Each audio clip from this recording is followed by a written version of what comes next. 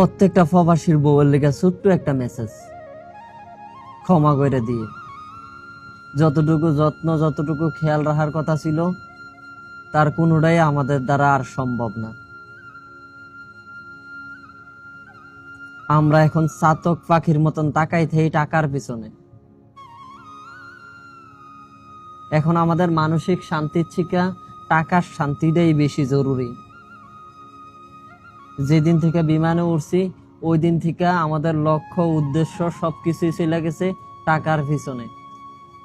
শত চেষ্টা করলেও ওই জায়গা থেকে ফিরে আসা সম্ভব না। এই জন্য ধৈর্য ধরেন, ধৈর্যের ফল অবশ্যই আল্লাহ দিব।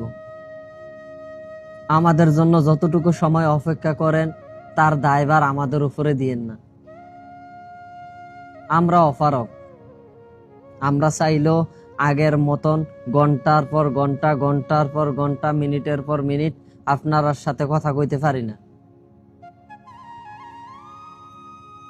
এই জায়গার পরিস্থিতিটা আপনারা হাজার চেষ্টা করলেও কোনো সময় বুঝাই পারতাম না।